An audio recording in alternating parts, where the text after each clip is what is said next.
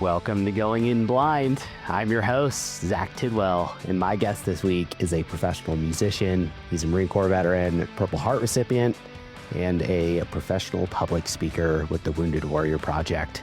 But before we get into the show, I just have a couple announcements.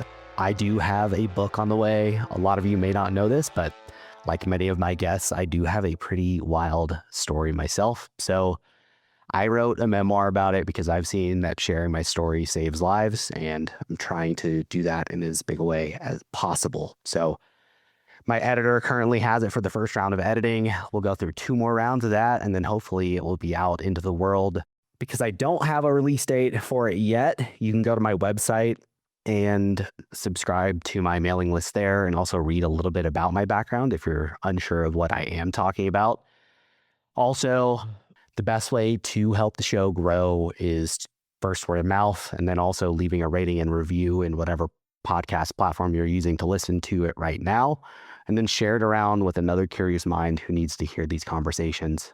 But without further ado, please welcome Sal Gonzalez. Thanks for coming, man. I think I want to start here with the record, right? Like I know you've been a professional musician. You've played at the Grand Ole Opry and stuff like that. But I mean, this is your first record deal, right? Yeah, this is official. My first honest to God record deal. It's label 22 Records.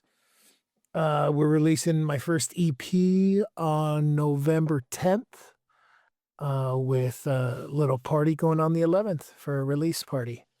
And will that be in Nashville? Okay. Are you playing a big show that night, or are you just having a big party somewhere? There is a show and party component. There's going to be a little bit of both. We're still trying to work out the details because there's the Nashville Veterans Parade is on the 11th. And so we're trying to coordinate with the city of Nashville to make sure that we're all good to go and in the right spots. That's super cool.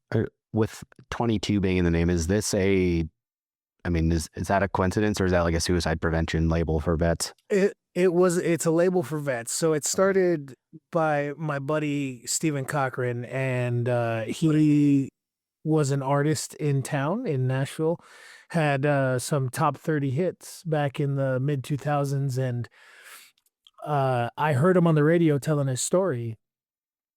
And he's a Marine, got wounded in Afghanistan, I believe, and they basically told him he wouldn't walk again. And he defied their odds and came back and had a whole music career touring the country with Big and Rich and doing cool stuff. So I called into the radio station one day and like a lunatic, I was like, "Hey, you're a Marine, I'm a Marine. You need to help me out. We play music. Let's do it." And he's like, "Yeah, dude, whatever." No way. For it's ever since. Yeah. That's wild. Have you gotten to talk to him about what it was like touring with Big and Rich like that? Oh, yeah, he was part of that whole like music mafia stuff back in the day, man. He'd be a great person for the podcast too. That is so freaking cool, dude. I bet he's got some fucking stories. I mean, outside of obviously the Marine Corps too, but he's got the wildest stories I've ever heard. He's got stories that make you go like, did that really happen? And for a long time, I kind of took all of those stories with a grain of salt. You know, those guys, they're storytellers. The storytellers, they're kings of hyperbole, as Joe Rogan would say. And I got invited. He goes, "Hey man, why don't you come out to my reunion? You can play for all of my boys as we do like our reunion from our deployments." And I was like, "Yeah, sure." So I showed up and I started talking to all these Marines. And they start telling these stories too. And I'm like, whoa. That's a real story? And they're like, yeah. And I was like, I thought he was bullshitting. I thought like half of those stories were sort of kind of made up, but not really all the way true. They're like, no, all of them are honest to God truth. It all happened. Yeah, he's got some amazing stories. I'm such a bad storyteller too. Like I respect even when it is a king of hyperbole doing it. Like it's a craft, right? When they can suck people in, but when you find out that someone's not bullshitting with that stuff, that's neat, man. But like, when you and I met a couple months ago, I think because I know you were a machine gunner. You were a Cat Marine as well, right? Yeah, yeah, that was a lead machine gunner in a cat platoon. Yeah, I had a hard time connecting the dots, like when we started talking about your music background from because you like on how you got there from what you had described as a kid, it sounded like you were a bit of a more of an artist vibe, right? Oh yeah, I was a total hippie kid, man. I was into like ska music and rockabilly and I was into everything and I had no intention of joining the Marine Corps. Like I was not a tough kid growing up. I wasn't an athlete.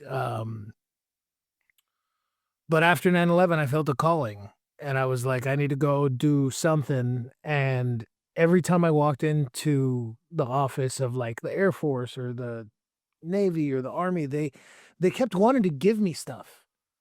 They're like, "Oh, you can go here. We'll send you to college and do." I'm like, "I'm here to serve. I don't want like anything other than just my chance to go serve. Like, I appreciate the college and all that. Yeah, that's a given free. I appreciate that, but they're like trying to sell me on other reasons to join the Marine Corps or to join the military, and I'm like, I don't need other reasons. Like, I'm here. Why are you wasting my time with other reasons? And I walked in the Marine recruiter, and he goes, "I don't think you got what it takes, man." And I was like, "Okay, well, I'm gonna prove you wrong, dummy." Shit. I wonder how Solid sales technique, just how many solid sales check. yeah, how many hundreds of kids he got to enlist off of that. Like, Yeah. yeah, but and so did, I guess before that, yeah, I've got two questions here. Before that, like, were you out of high school already by the time 9/11 happened? No, I was junior year of high school, I think it was Okay. So it when it was happened. So okay. I had another couple years to graduate before I was ready to old enough to go, you know. Turned 18 in 2003 and then graduated that summer and went to boot camp uh October of that year of '03. Jeez. What were your aspirations before that to do the music thing? Yeah, it's all I was ever gonna do was music. But I was gonna work at my family owns a restaurant in East LA. Yeah. And so I was gonna work at the family restaurant during the day and then just play in bands at night in Hollywood and doing all that. I already had bands and stuff all the way in high school, and I we were playing. Actually, we're a fairly popular Spanish rock band in East LA. We played on a few different bars on the Hollywood Boulevard and on Sunset and stuff. You know, we played the Roxy, we played the Cabin, we played a bunch of little bars in Hollywood, and we were pretty popular in East LA. We played a lot of parties there. We played a lot of like quinceañeras and birthdays and stuff like that. Um, and then I decided I was going to join the Marine Corps. Everybody just kind of moved off and did their own things. So they the rest of your crew kind of stayed down that path. Yeah, my guitar player, he joined the Marine Corps and then he was a reservist for a little while and then became a cop and now he's LAPD, uh, getting ready to retire from doing that. The other guys are all still I wanna say they're still musicians. I don't think they're, like, professional musicians. I think they're doing other things now in life. Okay. That's kind of crazy that you like probably the most circuitous path to get there and now you're doing it. I mean, 20 years later, but so It's all I've ever known to do. So, like, when I got out of the Marine Corps, I that's this is what I started doing was music again. I've told people forever, like, I could be 80 years old, and you will find me on a bar stool singing with a guitar. Like, that's what I love to do fundamentally as a human being. Whether I get paid for it or not has nothing to do with it. I'm gonna do it until I'm old yeah. because I love it. I love it so much. That was actually that like kind of that bothered me after we got home from this storytelling workshop where I met you because I was like, I wish I would have. It was one like first. I wish I could have heard you more because you started playing. I think that first or second day when we were working on our speeches, and I was like, "Hey man, I can't hear my screen reader," and then you stopped. But like, and then that night when you guys went to the open mic, I was so exhausted because I'd been up so early, and then like was like, I need to work on my speeches, but I didn't go, and I was kicking myself for it. I was like, I wish I could have heard you play more because like that little bit that I heard, it was just it's so neat, man. I don't blame you at all for not going to that open mic night, especially as like a blind person. I'm sure your hearing and stuff gets sensitive from by the end of the day. And then if you're in a bar, people are screaming and clinking drinks and yelling, and there's speakers and music. Yeah, I don't blame you for not going to that sort of joint with us. But you did miss a good time. Uh, Oh, I heard. I know I did. there was a dude who I can only describe as Skeletor dressed as Richard Simmons. So he had like a purple fro, but was dressed like Richard Simmons, and he was like so thin. He looked frail, like he Like shouldn't have been. sickly. Yeah, but God bless him, he was out there doing it. Yeah, I know. You guys had stories at breakfast that next morning, and I was like, aside, because I was already bummed. I was like, I should have gone to listen to the music, but then after that, I was like, I messed up. But it is like you said, it's loud environments like that, dude. They get me. I don't know. Well, I don't blame Yeah. even in the slightest. I don't go on hikes when people invite me. You know what I mean? It's weird how that a guy with one leg is still like, what? I don't want to walk, dude. People are like, "Hey, you want to? We should go on a run sometime." It's like, you want to run? I ain't running from nobody but the IRS and the police. Yeah. You're crossing a line now, trying to act like there's nothing wrong here. You're like, Exactly. yeah. I appreciate you treating me normal, but there's a limit. Yeah. Uh, yeah. You got nothing to prove, but Yeah. and then No, man, music's one of those things that I fell in love with early on. My dad was a bass player, and so like I was around it early, and I wanted to do it early, and I had access to it early, and I was always fascinated with how people could make their voice do fun things, like the way Usher or whoever on the radio would make their voice go super high or super low or in between. And I grew up just trying to mimic all of those voices that I heard, and eventually I got halfway decent at it. Now, like I said, I just can't help but do it. I'm just real lucky that I'm able to make a career out of it. and you write your own songs and stuff too, don't you? Yeah, yeah. I try not to sing anybody else's music. I just we went to we were supposed to go to it was a Gavin Abcock concert, and I'd never heard of the guy, but for live music, this was just this past weekend, and his opener, it started raining on us. It was an outside theater and it started raining on us. And his opener was obviously losing the battle, even though I couldn't see what was going on, with the weather. And then Yeah. with everything he was saying is like his little rant in between songs, I could tell he was losing the battle and he knew it. And he started just doing covers of popular bands. And I was like, oh, he's totally lost it now. Like Yeah. it takes away it. He's just trying to get the crowd back on his side, baby. Yeah, and I felt it, and I was like, "This poor bastard." Like this is sad now, but it I don't know what's worse, watching somebody eat it on stage playing music or watching somebody eat it on stage doing stand-up comedy. mm, I'm not sure which one's more painful. I think stand-up comedy might be more painful because at least with music, people are like, "Yeah, at least you're trying." yeah, and it still sounds good. Whereas, like, if you don't have the energy of the crowd with stand up, like you're screwed. Yeah, they hate you. Yeah, Right. I don't know, man. But I was gonna ask you, like, because if your dad was a musician too, is everyone in your family creative like that, or is that just kind of something that you developed? I think creativity sort of dances through our family a little bit in that My grandfather played some guitar, but wasn't like a career musician, right? Like he was a total hobbyist.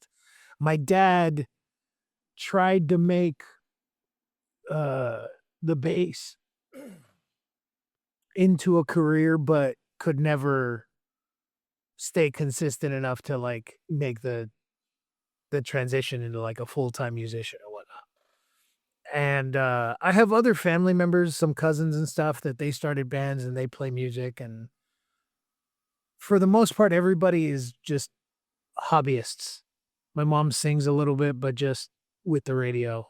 I'm really the only one in the family that's like a serious musician other than my brother, and my brother is like a hip hop guy. He makes beats and raps and does all that stuff. He's super talented, but just in a different sort of avenue. Yeah.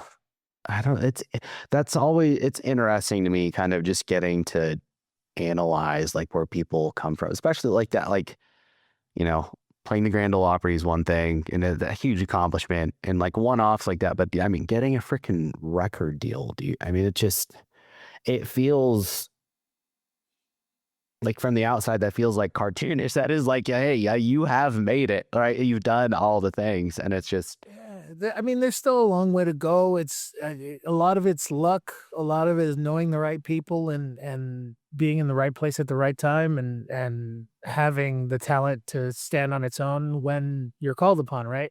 yeah. Um, but I still got a long way to go, man. Like nobody knows who the hell I am. I'm just some dude. I'm just a guy with a missing a leg playing music on stage. If I ain't good, like my career is not gonna go very far, you know what I mean? So, I'm hoping I'm proud of this music that we put out, and, that's saying a lot for me because I hate myself and I don't like anything that I do. So, the fact that I like it even slightly means, it should be pretty good. Yeah.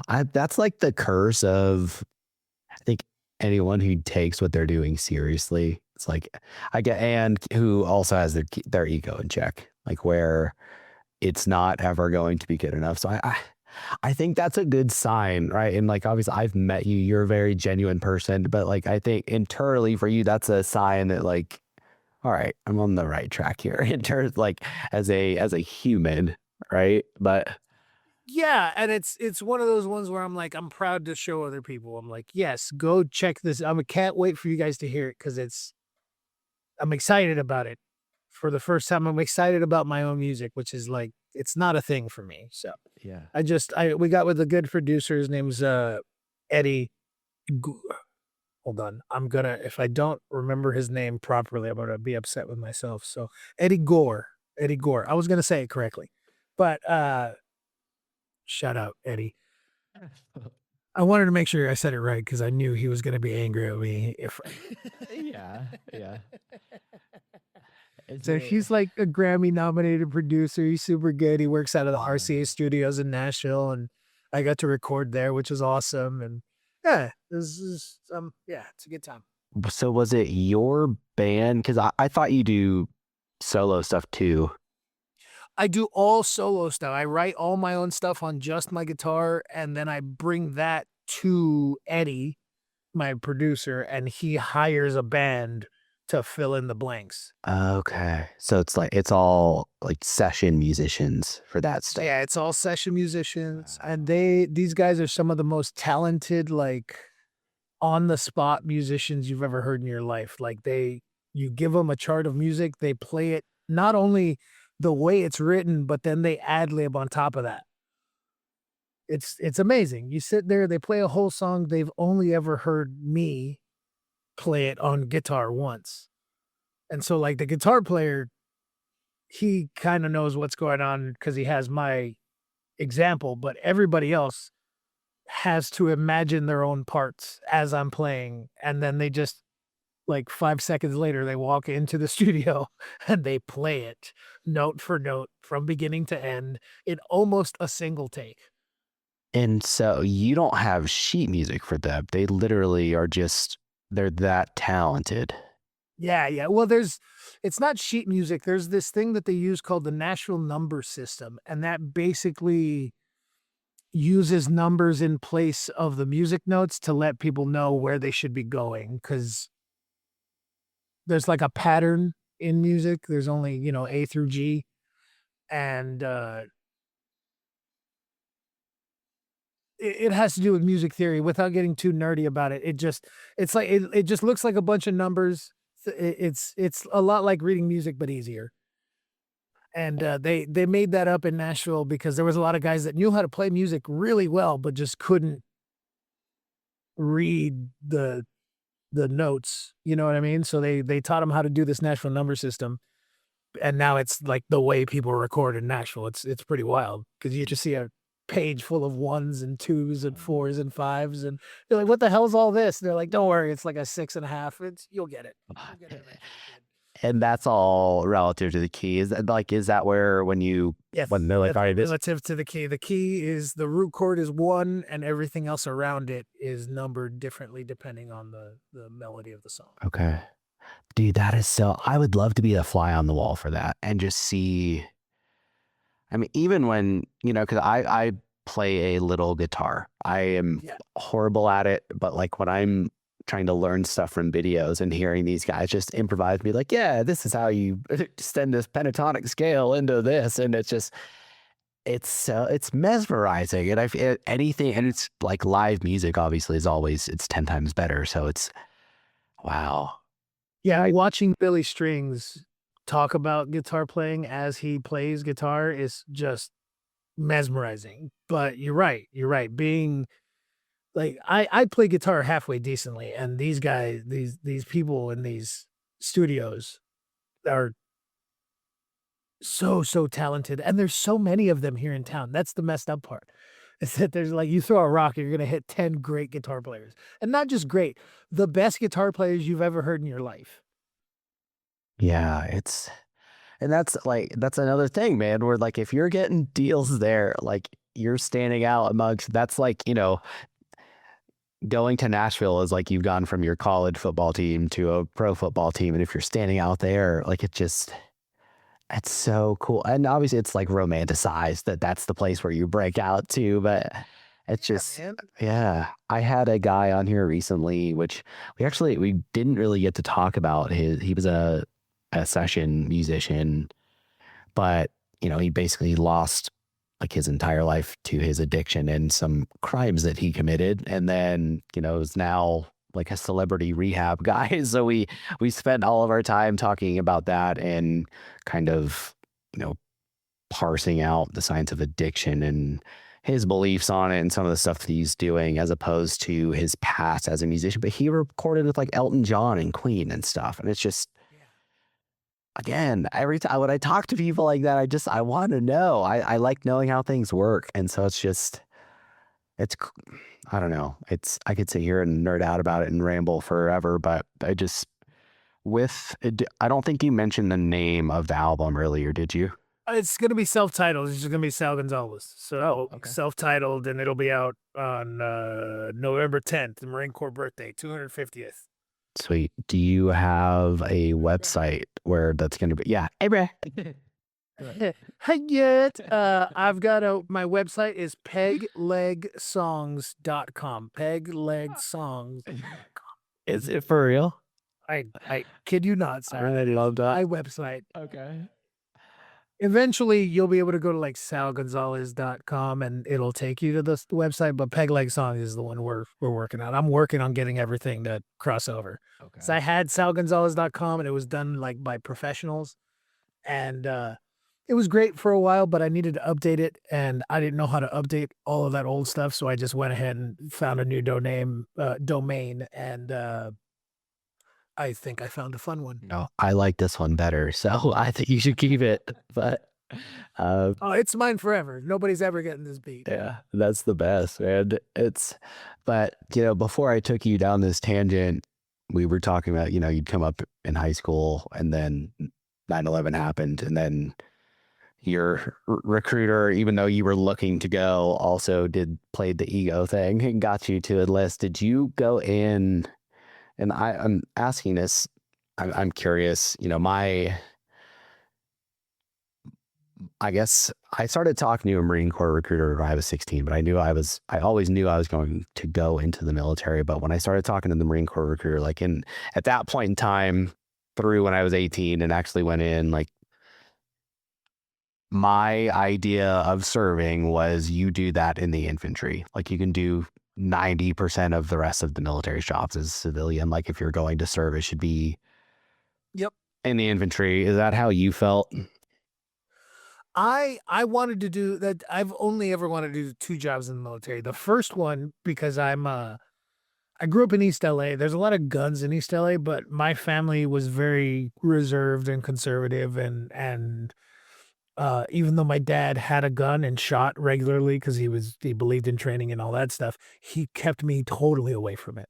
Oh, okay. He didn't want me to have any experience with shooting, any experience with guns, any experience, just nothing. And so I was like, I want to be a gunsmith. I want to fix the guns that the grunts are out there shooting. And so I signed up originally to do that, to be a gunsmith, but the waiting list to do that was like a year and a half long, and I was trying to go as quickly as possible. Yeah. And so I thought to myself at 18, I said, what's the next best job that would let me play with big, awesome guns like that? And I thought to myself, machine gunner. Yeah. I mean, it is a cartoonish job. I try and like explain that to people. And I was like, it is the fact that they will give an 18-year-old a Mark 19, like is fucking wild. It's just, Oh, it's my favorite machine gun so much. Okay. It's my favorite designed machine gun. My favorite machine gun is the 50, and my favorite machine gun to shoot is a 240. Um, but yes, it's ridiculous that they gave us these things. They just let us have this automatic machine gun that shoots grenades. and yes, people listening, you heard that correctly. It is a belt fed 40 millimeter grenade launcher. So it is the same diameter of explosive like shell as you see on like the grenade launchers mounted underneath a Marine's rifle, but the cartridge is bigger, so it's longer, so it goes a lot farther. But it is, You know, the words grenade and cyclic rate were not meant to go near each other. But leave it to a Marine to invent and design that weapon. yeah. We had a Hoorah. Simplify. I didn't know Chesty Puller's smiling. I didn't know a Marine designed it. Oh yeah, baby. Yeah, like, Really? a Marine designed that gun and made that. You should be even more proud now. Okay. That's why it looks like a giant freaking Lego. It makes more sense now. But You know what's even funnier? The HESCO barriers. You know what those are? yes. So a HESCO barrier, for those who don't, is like it's a mesh sort of box that you put rocks and sand in, and it's an easy way to make sandbags essentially, or a sandbag wall. Because you can do it with a bulldozer instead of a bunch of privates with shovels. And that was designed by a former Army private who got tired of filling sandbags. It was like, there's got to be a better way. I love these stories. They make me so happy. Well, you're a big history buff, aren't you? Because I know Matt had told me which, and I want to come back to this later. I don't, Yes.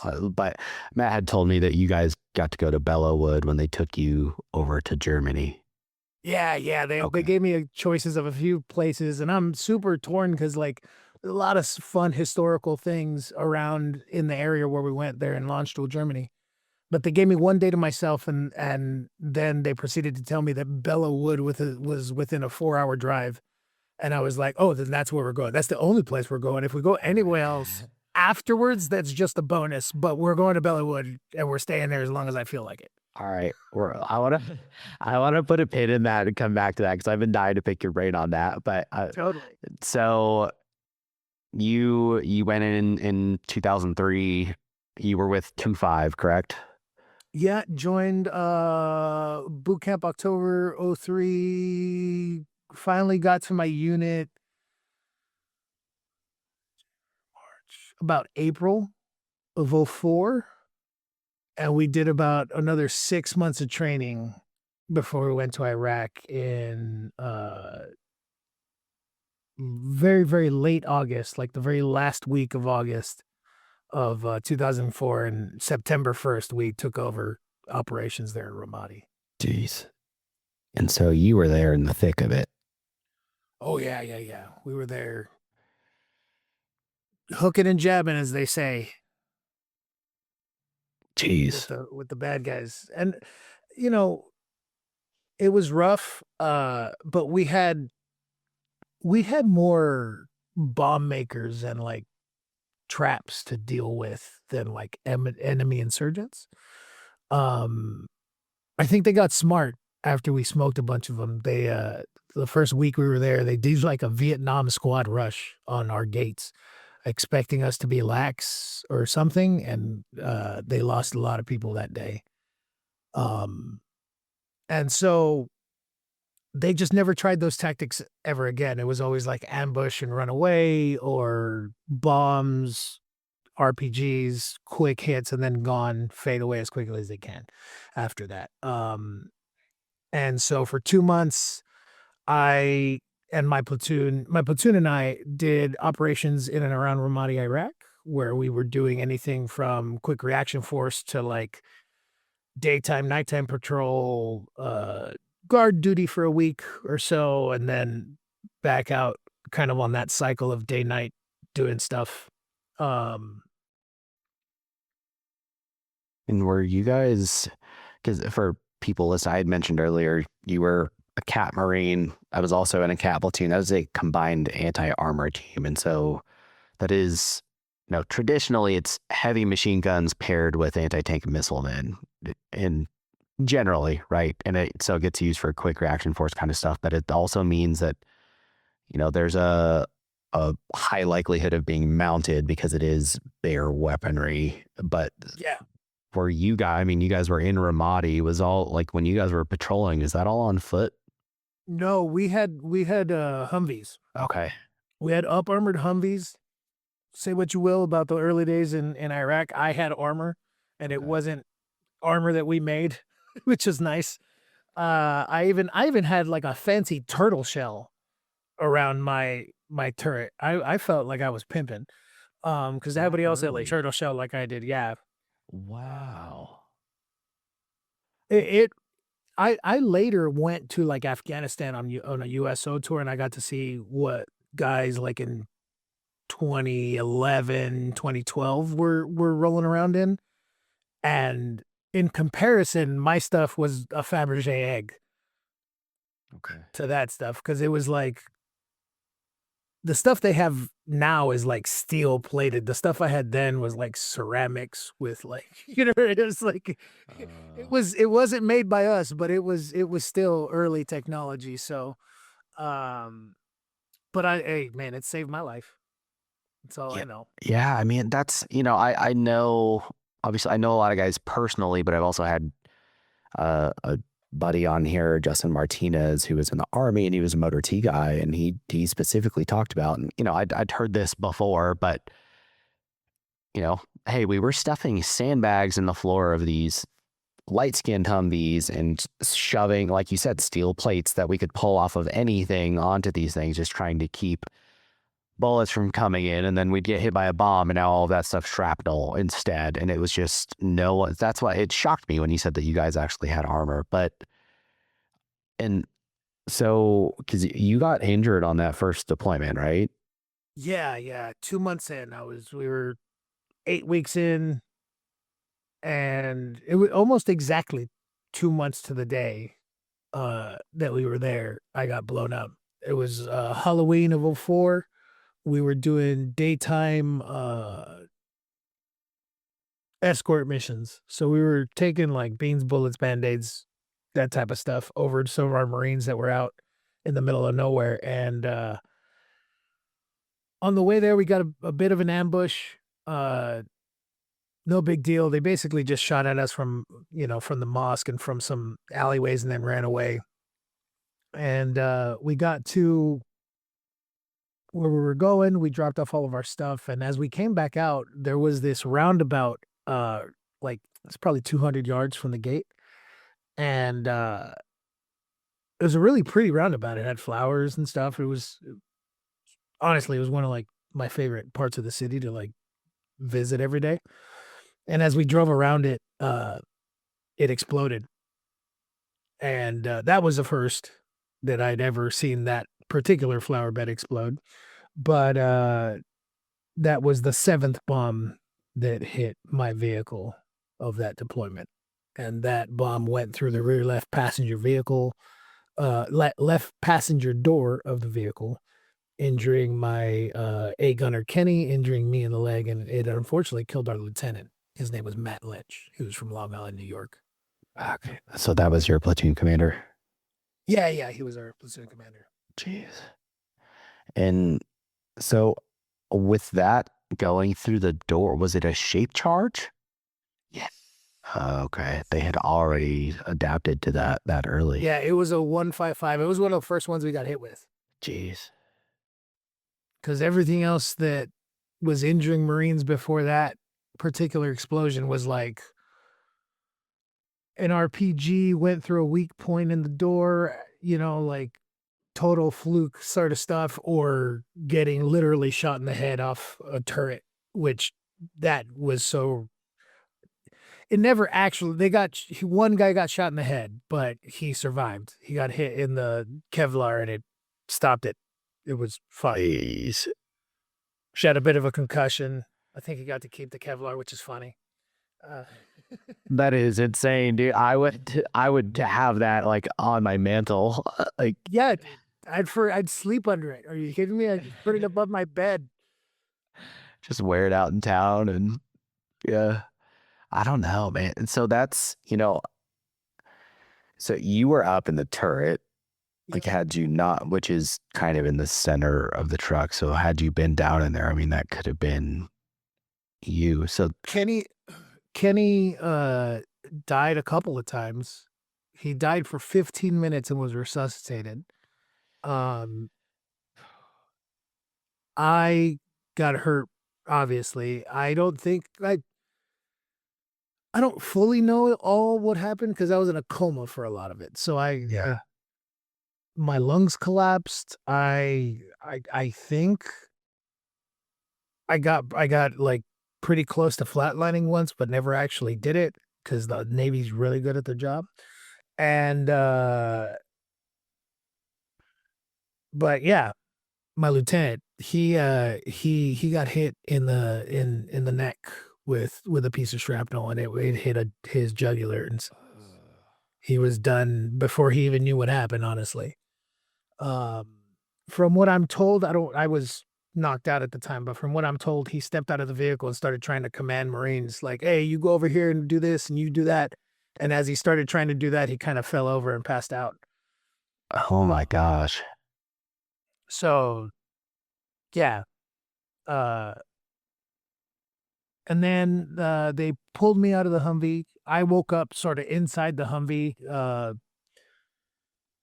sitting down, which was weird. I'd been blown up a bunch, and I'd never actually been knocked on my butt before. So I like tried to stand back up, put my right leg under me. Everything seemed to be okay. And then my left, as I like pulled myself up with my arms and with my right leg under me, it felt like my left foot was stuck like in the e-brake. Oh, And you know, I'm going on pure instinct and training at this point. I'm just trying to get back up onto my gun to like lay down covering fire. yeah. And so as I'm pulling up, I'm like, why won't my leg move? And I look down and it's bent in a way that it normally doesn't bend. And I went, okay, that's going to leave a mark. So I laid back down, and we called for a medic. And Doc Hulata came in, pulled everybody out of the Humvee, pulled me out, popped me full of morphine, which, let me just say to your audience, I recommend highly if you're ever traumatically in that fashion. It was amazing. I mean, don't go chasing the dragon, but if you're ever hurt that bad, I went from agonizing pain to just being okay and high-fiving my buddies. It was the wildest experience ever. Jesus Christ. Like, dude, you see my fucking foot? Look at that. Yeah. So I was telling my boys, I'll be back in a couple weeks, huh? 'Cause I swear it was I was loopy. Well, and I mean, your brain, like, did you have a TBI from that? I'm pretty sure. Yes, I have a traumatic brain injury. I don't know if it's from that one or from the 6 before that, Yeah. or the fucking 5 or 6 that blew up in front or behind my vehicle, because I my brain didn't feel good after any one of those. Weird how that works. I know it's weird, uh, but I woke up in the hospital, and it had been a week. A week had gone by. I'd been in a coma, and I was in Maryland, and my parents and my siblings were in my room. I was like, "Did I fucking die?" Like, Yeah. my mom and my dad are in the same. They've been divorced since I was 8. They haven't been in the same zip code, let alone room, since that time. I'm like, "Mom, Dad, Jesus, where are you?" I really thought I was dead, and then they calmly informed me that I was in Maryland, and I was like, "Oh, so the military didn't fly you to Iraq? Okay, that's a relief." And then yeah, man, that's when the recovery began. I've got my leg was in shambles. There was like an inch and a half of bone and nerve and skin and stuff just missing. I had an external fixator is what they call it, which is big like black metal steel rings that have little rods going in and out of your skin, holding Oh. stuff together. I've seen those things before. Those look just like those used to make me cringe when I'd see pictures of that stuff. Like, They look cringe, but I was really grateful to have mine because it let me walk on that leg with a walker for the first time in months. really? Yeah, because it's like the structure of the metal part keeps everything in place, so you can bear weight on it.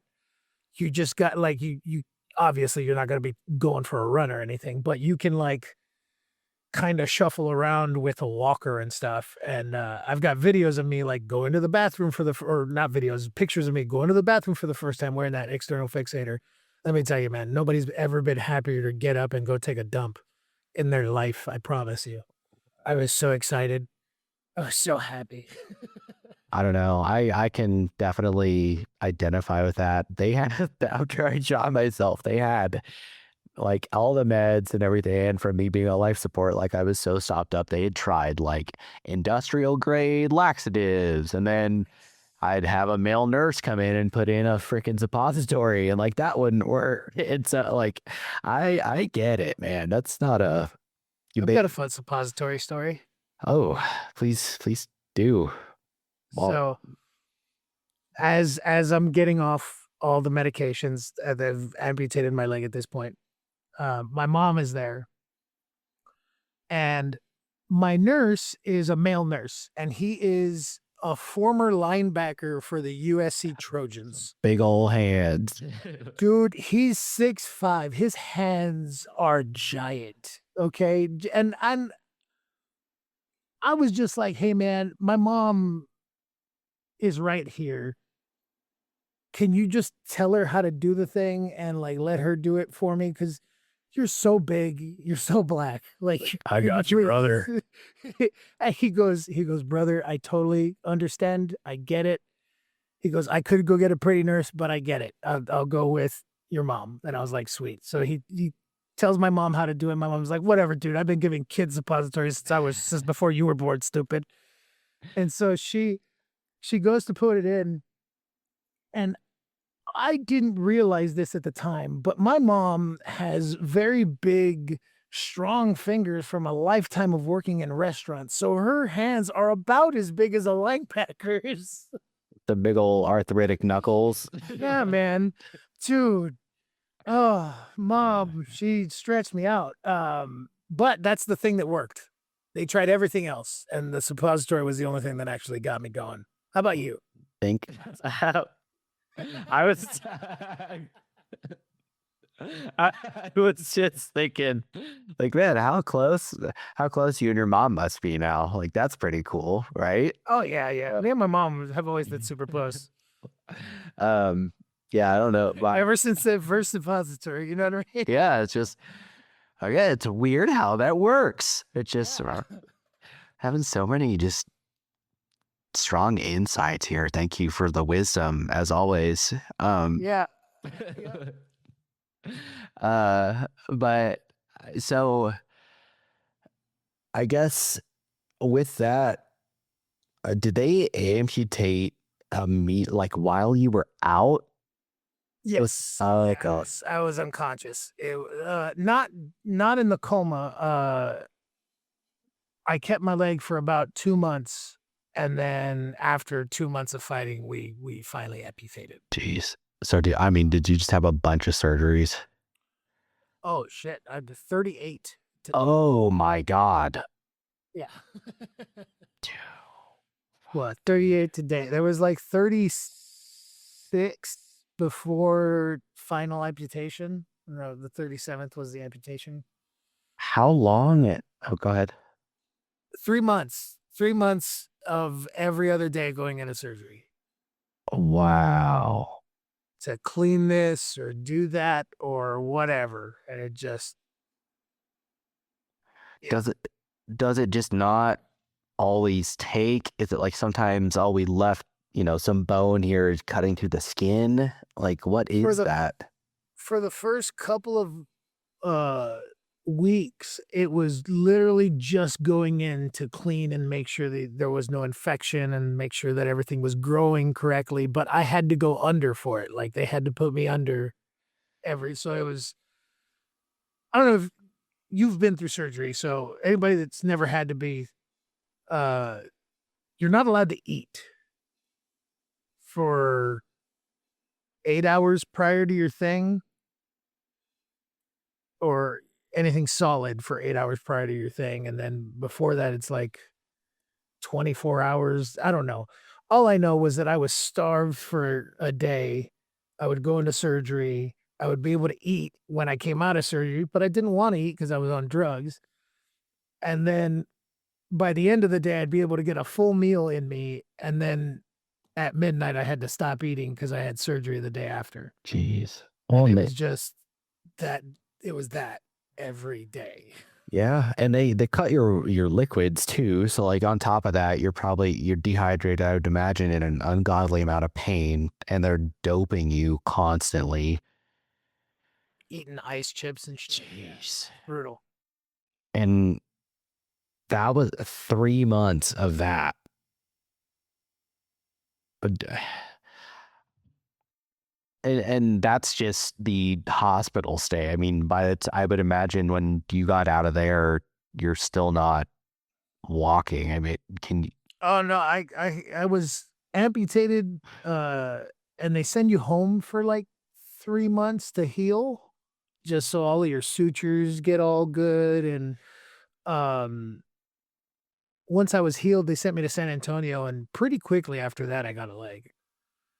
Jeez. I was happy as hell when they finally amputated my leg, dude. You couldn't.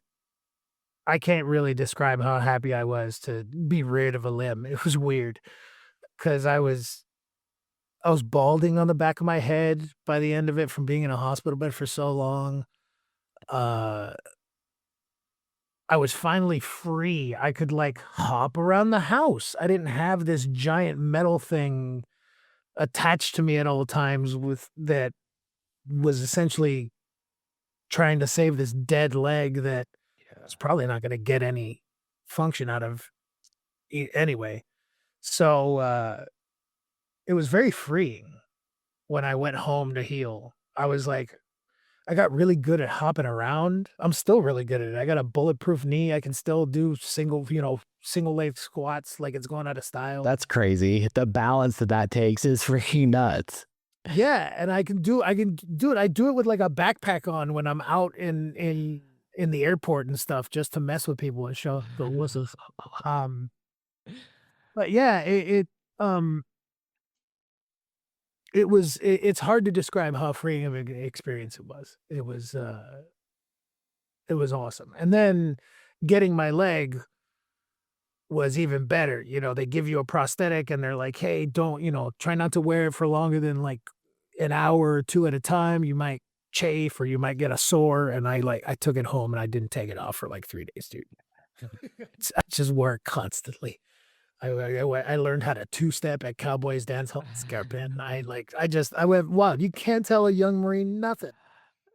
Yeah, well, I'm sure, you got a freaking war hero with one leg at the bars, tearing it up. Like, geez, was there like that relief though? And that, it sounds like it was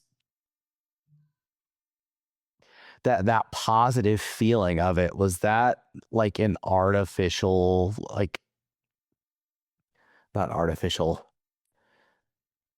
an initial release? I would imagine, like, was there that, and then all like it dropped off as reality set in, and you're like, holy shit, part of my leg's gone, or were you just kind of on the move and pushing Waking up, through it?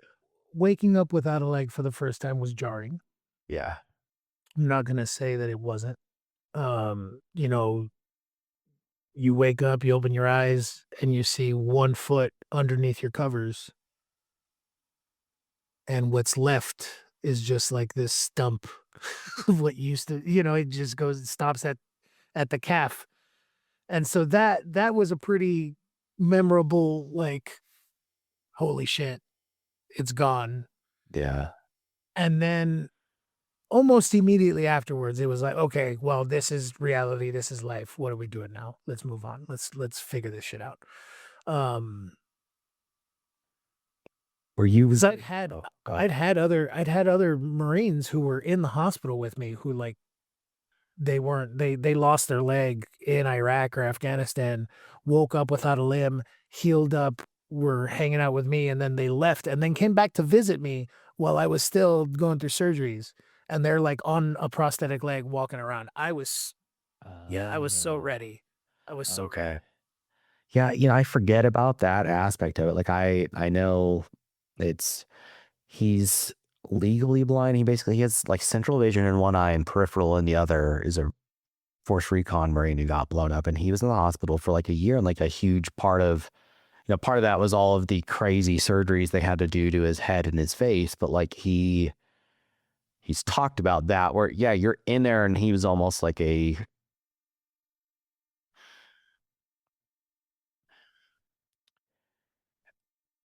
a Marine that's there also for the other, and that's part of that's because it's his personality, right? Like he's that kind of human being. But like, I mean, you forget that you're not alone in there.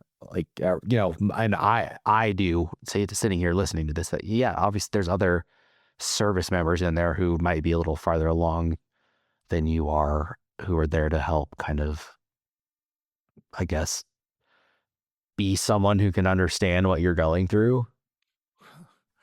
Well, it's not just that. It's like not only is there people that understand exactly what you're going through, because there's at the time that I was going through it, there was like two or three other amputees that were in the same boat, quite literally, whether it be the leg or opposite leg. You know what I mean? Mhm. And then there's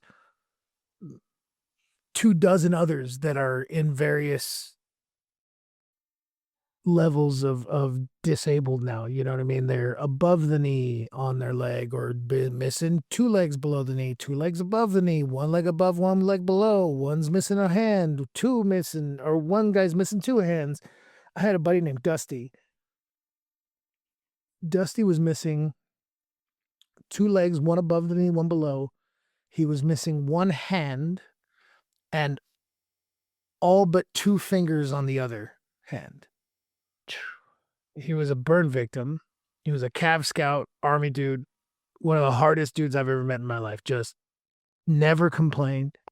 Just a tough son of a gun. And I think I was complaining about something dumb, like something so trivial and dumb about my leg and chafing and whatever. We're sitting outside. I go, it's frustrating. You know what I mean, man? Dusty looks at me and he goes, bro, I haven't jerked off in like a year. You get over it. As he lights a Yeah. cigarette, he's holding a Zippo with the hook, and he lights it with the one finger of the two that he has on one hand. He lights his cigarette, and he just says that fucking gem at me. It's really hard to feel sorry for yourself in these places because there's dudes like that walking around. Yeah, it puts things into perspective. It keeps you in check a little bit. Like, Yeah. oh, wow. That's it gave me the chills, honestly, like when you told me like, the extent of his injuries. And it's just like Yeah. like fuck, man. Just like you said, that's a hard motherfucker. Just and the happiest dude ever. Just nice, just awesome. And then so yeah, so it gets really hard for me to like feel sorry for myself a lot of the times. And don't get me wrong, I do. Everybody does. Everybody gets Yeah. down on themselves, right? But it's about being really, really grateful for everything that you do have, regardless of how little it might be. Yes. And I call it radical gratitude because it's like it's the kind of gratitude that immigrants have. Like my mom, like her dad died when she was like 12. She had to support her entire 9 sibling household by herself because my grandmother didn't work. And I grew up with that lady as my mom, and she was just always like she was a waitress. She was raising 4 kids on just a waitress's salary in LA. And she never was like depressed or sad or ever upset about it. She was always just like, "Hey, we're gonna watch a movie tonight, and we're gonna dance, and we're gonna turn." Like she was just, yes, she was tired at times, but she was always just grateful for life and breath, and that really rubbed off on me. Um, but also with all of the other examples of the warriors around me, it was like, yeah, Yeah. It really is like it sounds corny, but like when you stop, if you objectively think about it, it is true, right? Like obviously there's, people get chemical imbalances in their brains and there's other things that keep them from being able to just be, that play into your mind getting to a bad place. But like in a very simple way, abstracting away all of those things, like perspective is everything. And a lot of the time that is a choice. absolutely. Yeah. That's what's Winston Churchill, I think, said, comparison is the thief of joy. And I just think that's bullshit because I compare my life to a lot of people and it does not steal my joy whatsoever. If nothing, it makes me more joyful for being alive because I compare my life to child soldiers in Africa or people who grew up without fathers in third world countries, people who grew up without family, orphans who grew up here, poor, people who can't feed their children, people who can't, it just, it's only the thief of joy if you're trying to if you're hoping that your life is I don't know how to say it more concisely than Yeah. compare yourself with a Kardashian. Yeah. And even that, even if you choose to compare yourself to someone who is better off than you, like sometimes that's fuel. Like again, it's how you're looking at it, right? It's like, no, that's freaking motivating. Like I want to be like that guy as opposed to, oh, I want what that person has, like, but I don't want to work for it kind of thing. I think it's all, generalities are generally dangerous. Like with and it's hard, I'm sure that quote was taken out of context, but it does, I don't know, perspective, something I hone on. And I've never heard the radical gratitude thing. I like that though, because it is like I've talked about that a lot. So many things in life are a choice, even though we like to throw other things into the equation where that would offload some of the responsibility that we have, like the individual responsibilities that we have in, making it so that we can try and explain something is not entirely being a choice. And it's not always a choice, but I do at the end of the day, is what you focus on. Like you said, the things that you can do and not the things that you can't. Yeah, man.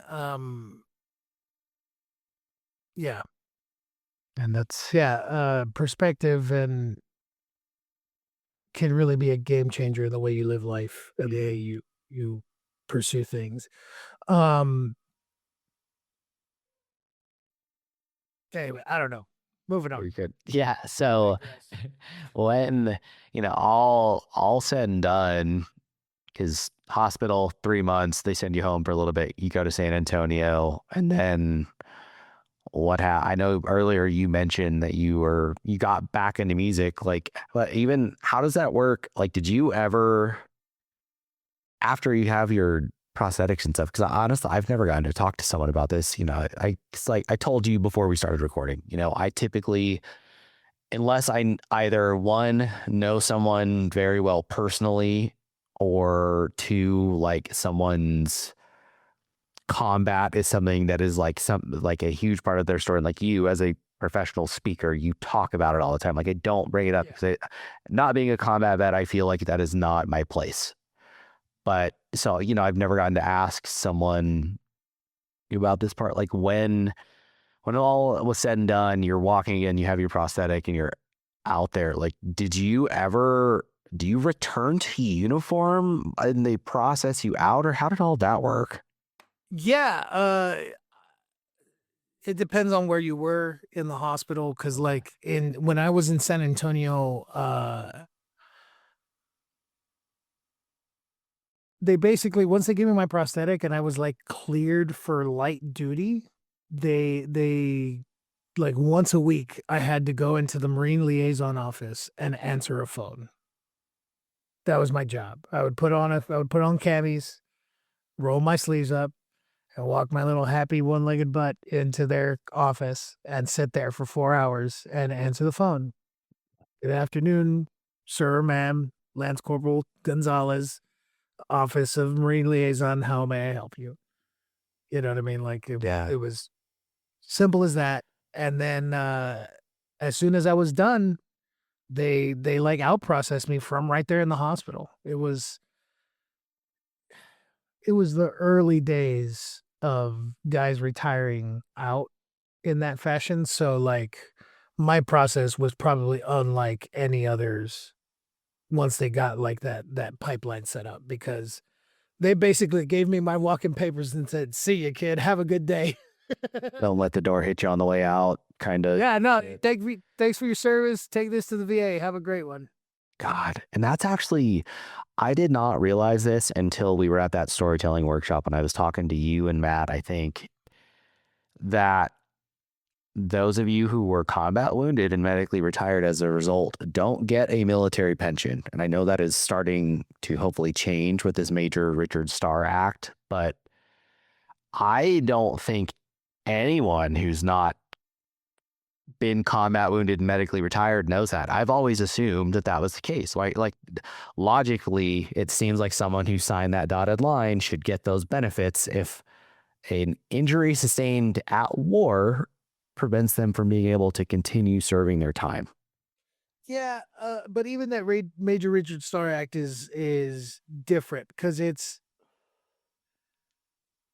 we get a retirement paycheck from the VA. It's a retirement compensation, but it's a disability. It's not like your retirement pay, you know what I mean?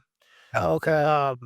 The Major Richard Starr Act is let's say you served 2 deployments, you were or 2 enlistments, so 8 years minimum, and you got injured and you want to take some of the money that you put into your retirement from the military, you can get that back now with the Major Richard Starr Act. Okay. It's not for guys like me. I was only in for 4 years, so I wouldn't even qualify for that. Okay. I misunderstood, I guess, on both ends with that. There's, some of the nuances of it, but like still that.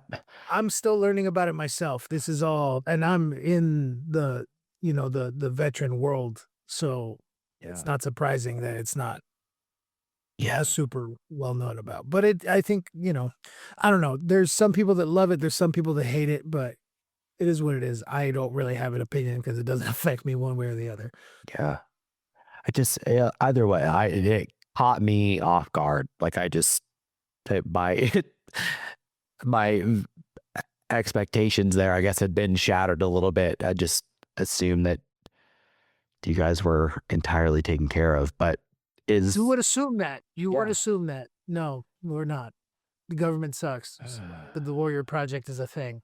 Yes, which is so yeah, that just it's blown my mind knowing that. And that's, I know you mentioned earlier when you first got out, you dove into music, not that you hadn't already been doing that your entire life, but at when did you get involved with Wounded Warrior Project? Like as a, I guess, just in general. Yeah.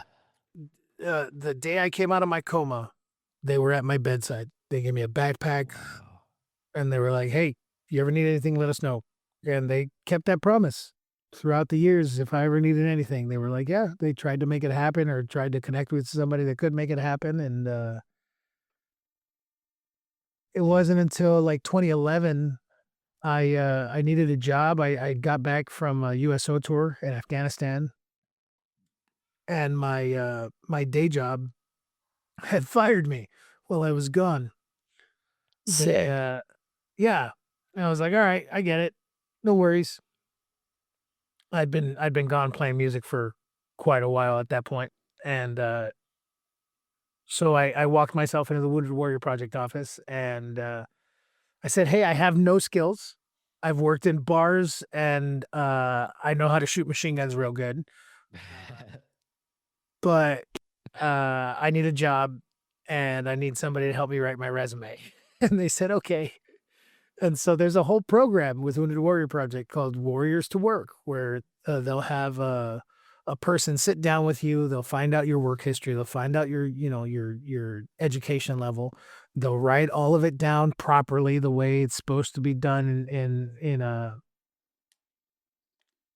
Why am I drawing a blank on the word now?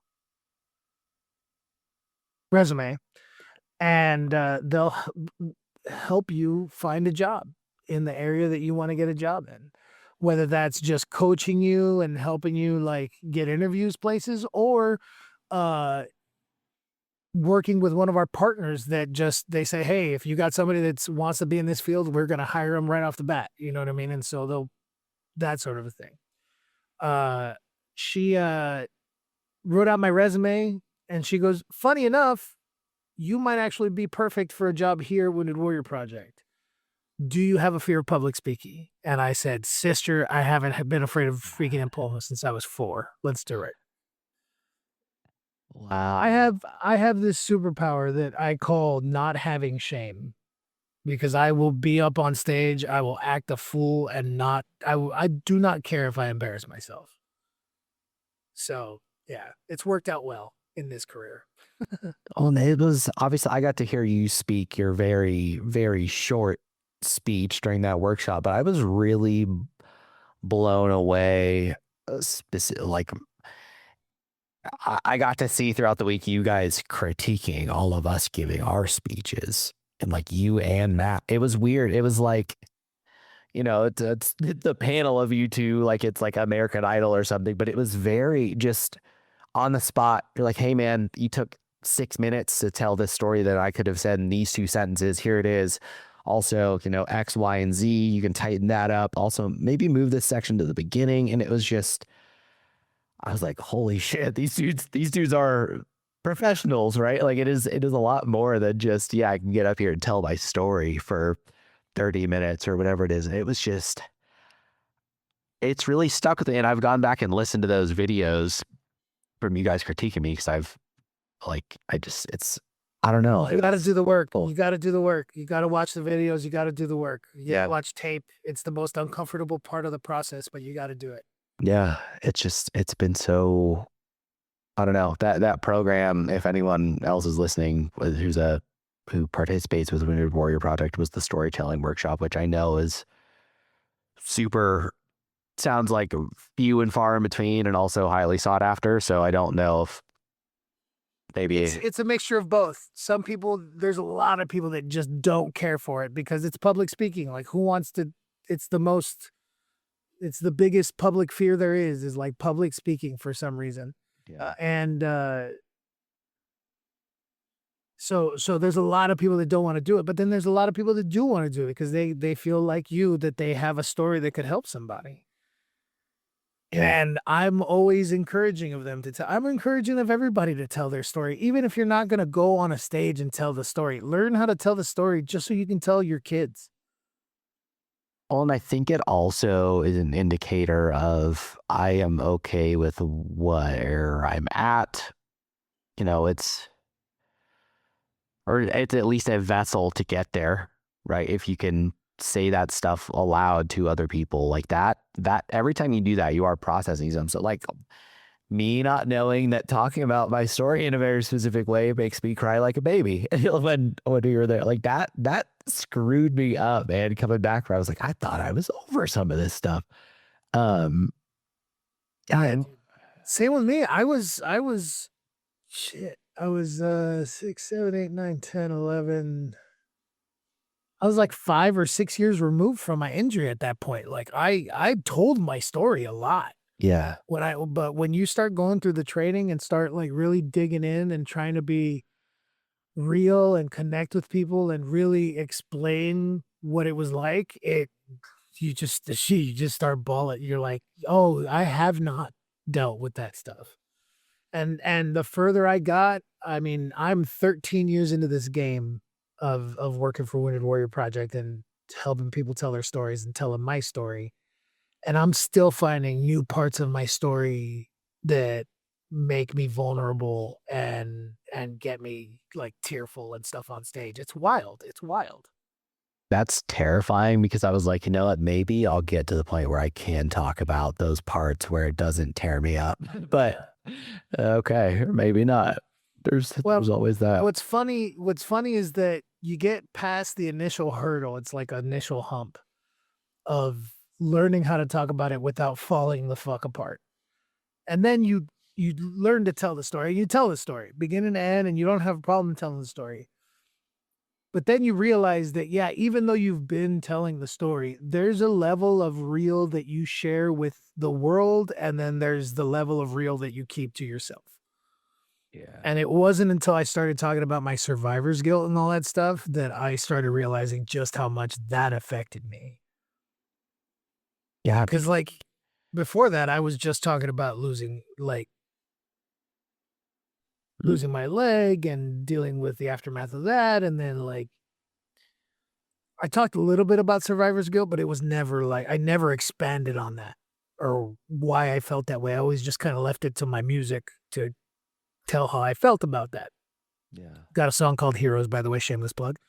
Out everywhere. Check it out on peglegsongs.com. Peglegs.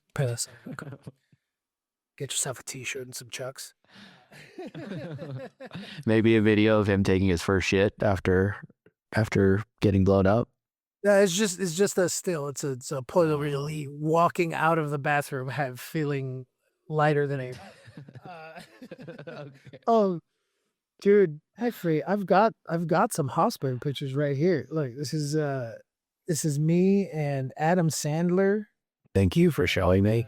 Rob Schneider. Yeah, I want to show you so you can see.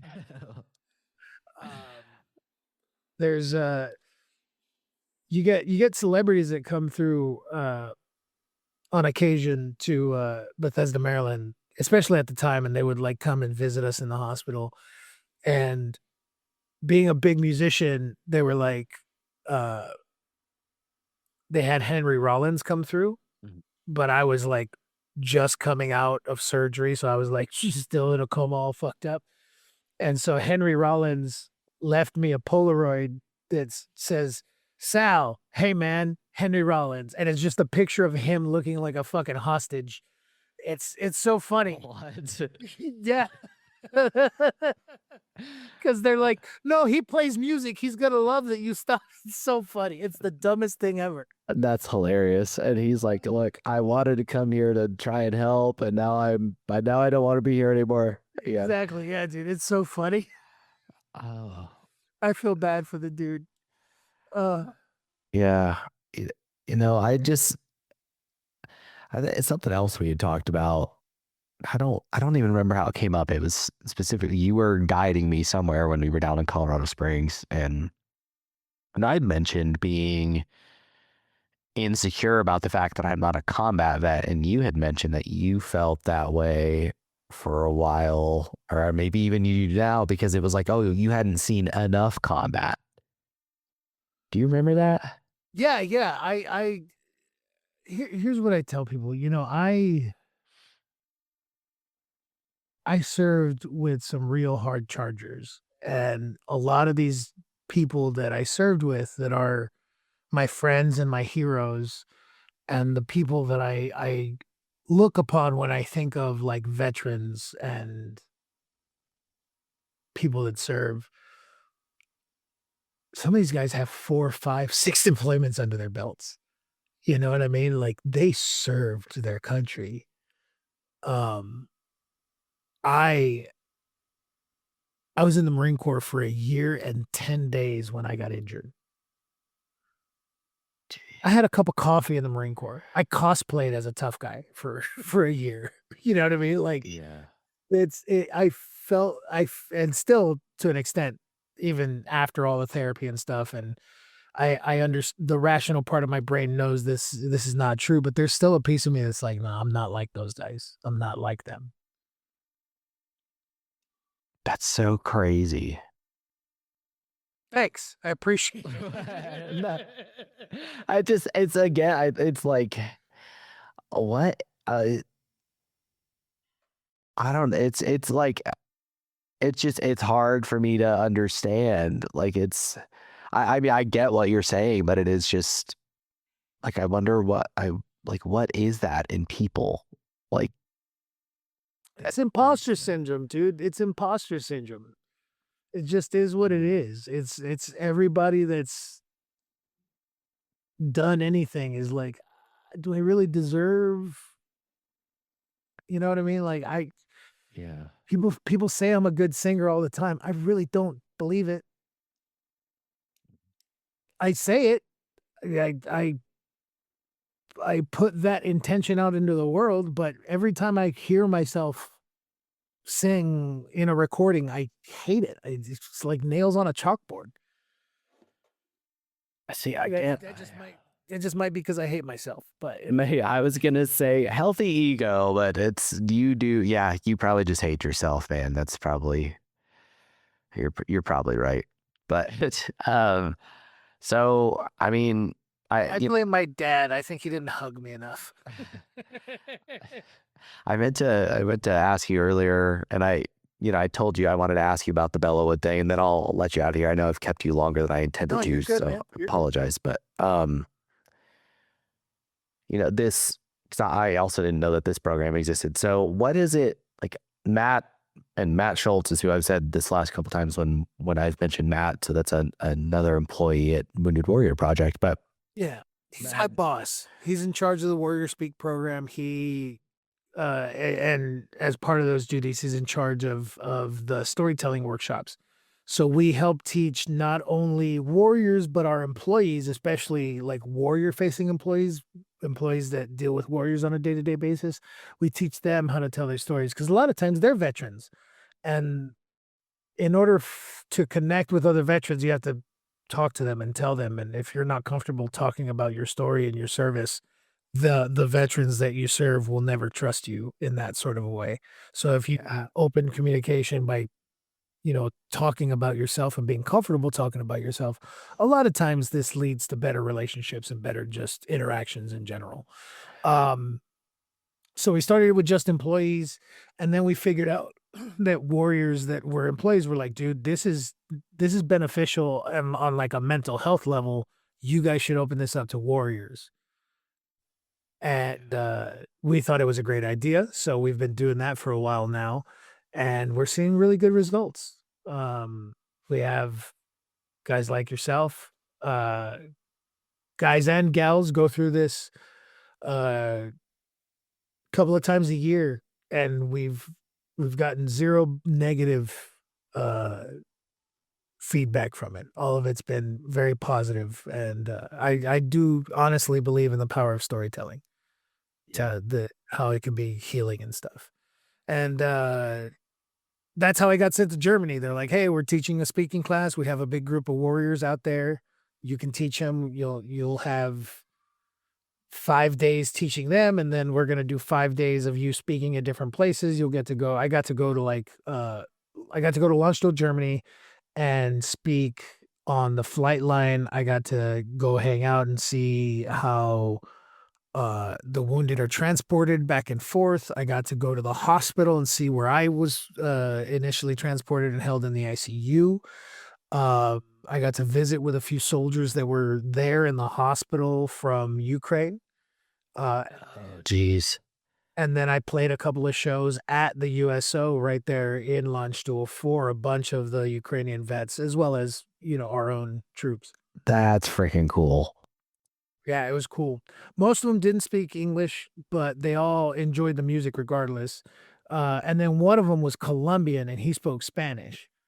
And so I was able to talk to him. And he was just some Colombian dude. Like he was a Colombian army special forces guy. And he was getting ready to retire from Colombia.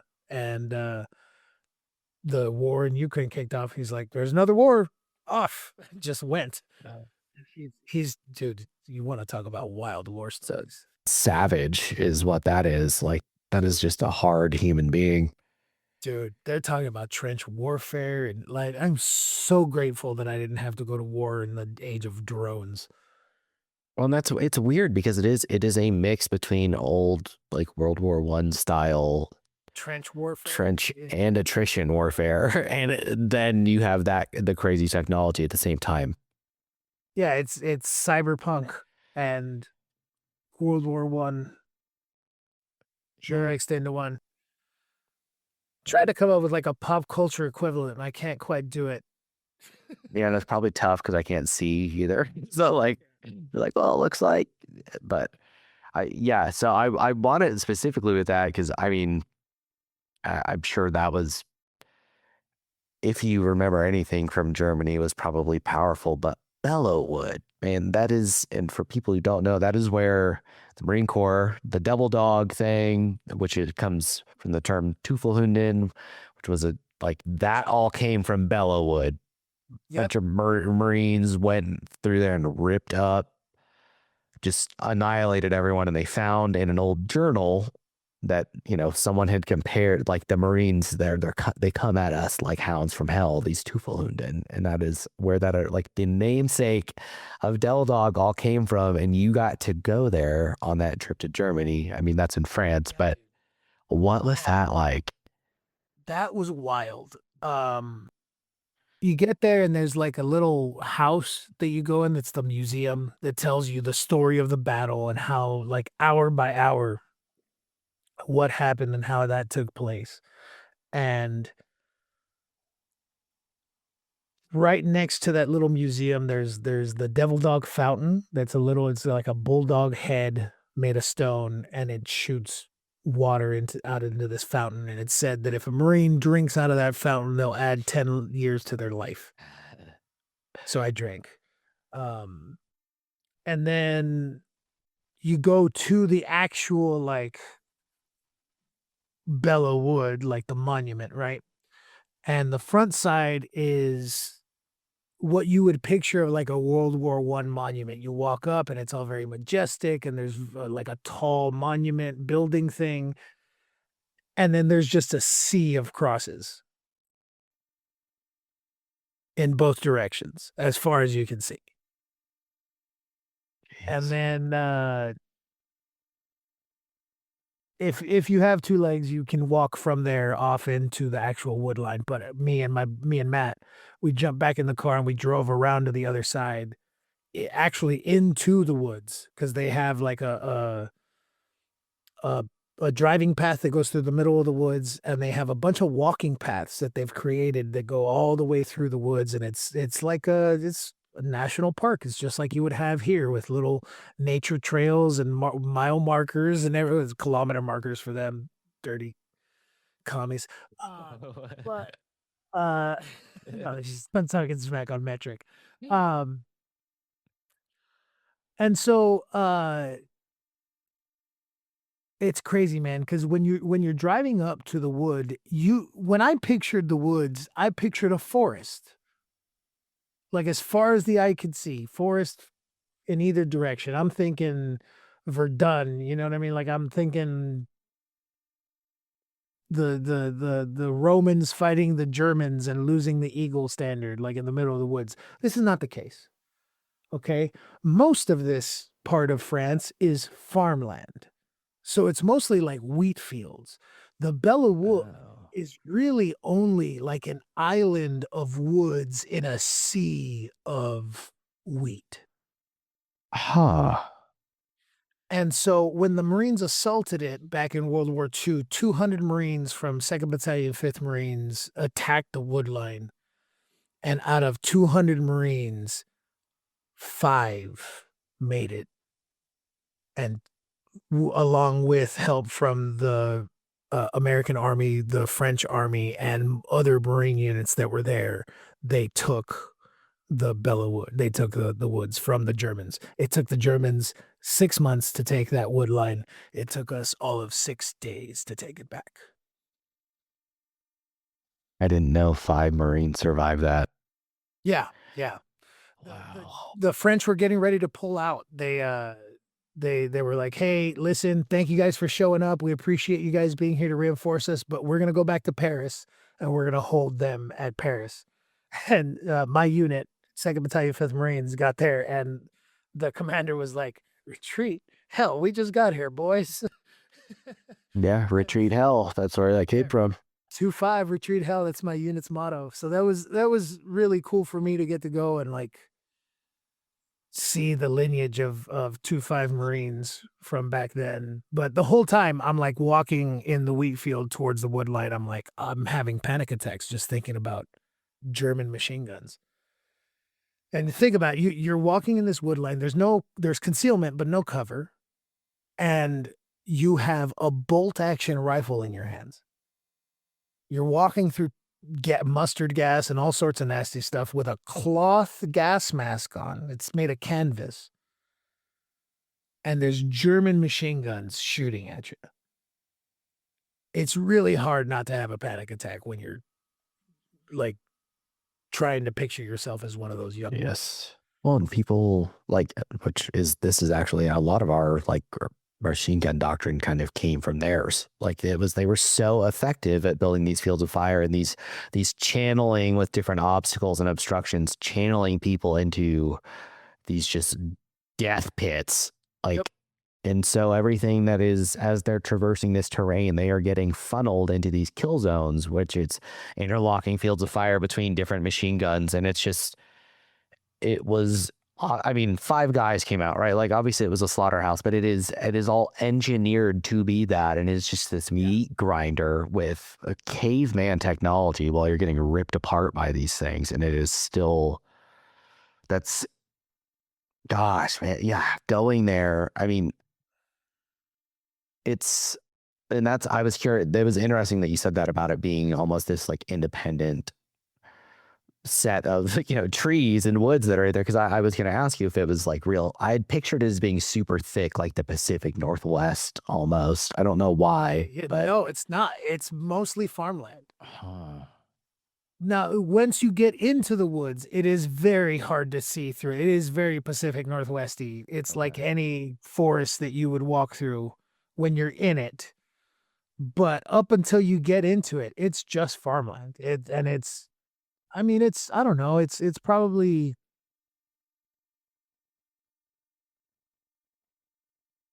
a mile, like 2 miles square Just of just woods, and then everything else around it is farmland. So it makes sense that the Germans would set up there. You know what I mean? yeah. Did it have? I mean, I know you said it almost like made you anxious being there and like trying to put yourself in their shoes. I've been to like when you go to Arlington National Cemetery or like the Holocaust Museum, there's this like ominous air to the place. Was it like that? Only because I'm a Marine. Okay. And honestly, I don't know, man. I don't know if a civilian would have the same sort of insights that I had when I was there, because it's like there's a certain sound. that a bullet makes when when it cracks near your head. You know what I mean? There's a certain um taste and feeling and it brought back a lot of sensations that I didn't think would be brought back. But because again, I'm I have experience in that realm. Yeah. I'm walking through and I'm like hunching over, just looking, and I'm like, oh, just imagining the crack of a bullet go over your head and you having to dive into this like muddy water that's made by craters. That's another thing. You're walking through the woods and there's just these bomb craters everywhere. From them dropping artillery shells and stuff. Artillery, mortars. Mortars. And yeah, man, it's crazy. I stole a piece of wood. I have a nice long chunk of branch of wood from Bella Wood that I brought with me. Wow. That is I think it's I think it's technically illegal, but I figured what are the French going to do to me, you know? so yeah. Yeah. Come at him. Come get him. Don't come at me. Don't do it. I love you people. I love the French. Yeah. As Americans, you're taught or you're kind of told that the French are rude and mean people towards Americans very specifically. And then I went there and everybody was the nicest ever. All the people that served me food were amazing. All the people that gave us directions where we needed to go were great. The people that worked at the museums were fantastic. They were all super grateful. They were all like, "Oh, you're Americans. Thank you so much. We really appreciate. Oh, you're a Marine. Oh, that's even better." Like they hug you. It's crazy how loving the French people are. And then I was talking to somebody in launch school about it. I was like, it's so crazy how nice the French are. They get a really bad rap. And they're like, yeah, well, that's because most people go to like Paris. I was going to say Parisians have a horrible, stereotype of being rude. Yeah. Hey, he goes, that's like going to America and judging everybody by New York and LA. Yes. Yeah. And I'm like, that makes sense. That makes a lot more sense now. I get it. So if I ever gave the French grief, I apologize. Let's setting the record straight on this massive, massive podcast. I just want, hey, listen, man. They get Joe Rogan numbers one day. I know it. Yeah. Well, man. You're the next Sean Ryan. You're gonna be the blind Sean Ryan. Yeah. Yeah. Once my OnlyFans gets up, it's game over, man. That. You got to take pictures of your junk. That's what makes it happen. Yeah, and it's hard for me to get the angle right, Yeah. So. Because then they're just taking pictures of your feet. That'll get you money in some circles too. Yeah. Yeah. But so. Yeah, I would know, but I come at half price. Yeah. we got peglegsongs.com. We've got the record is called Sal Gonzalez by Sal Gonzalez. At Sal G Music on all things social media. Okay. What else do you speak outside of Wounded Warrior Project? Can people reach out to you about that? Yeah, if anybody wants me to come speak, I can do like a full 40-minute keynote if need be. I love what I do at Wounded Warrior Project, and I'll continue to do it even after my music career, if it ever takes off and I get to be a touring, only doing musician sort of a thing. I'll probably still be working for Wounded Warrior Project a couple times a year because I love the organization. It's a great organization. It's full of great people, and I'm lucky to have found them. Yes. To have been found by them.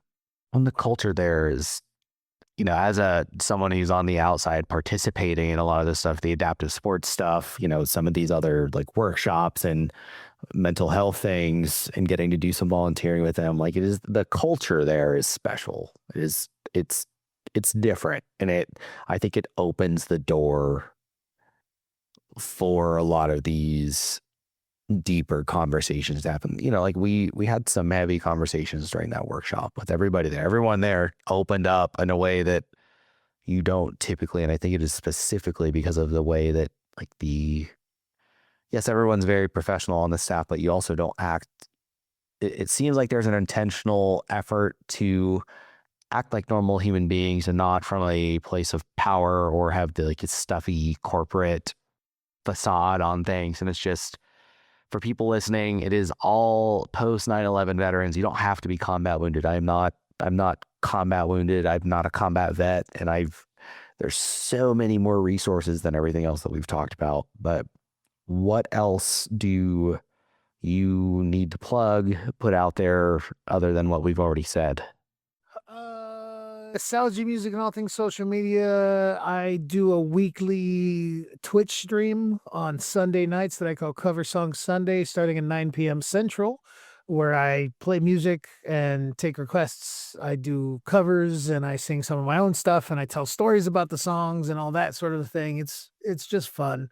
I just like doing it. And then I once I'm done with that, I usually play video games and you guys can watch me suck at that. So because I'm good at two things in life: shooting machine guns and playing music. That's about it. Yeah. Well, that sounds super cool, man. Hopefully this drives some people that way. But I'm sure people are going to be checking out your record November 10th. This will be out before then. I will have links to your website in the show notes, even though we've said it 12 times. Yeah, and we'll have pre-sales and all that stuff too here soon. So Okay. as soon as I get those links, I'll send them over to you. Sweet, man. Thanks for coming on. Thanks for having me, brother. I appreciate you. Hopefully we'll see you soon. We got to go golfing with Mark up in Ohio. Yes. Yeah. Him and I talked. I can fill you in on that. But thanks everyone for listening to another episode. I haven't checked the time. I'm pretty sure this is the longest one that we've ever done. So thanks for sticking around.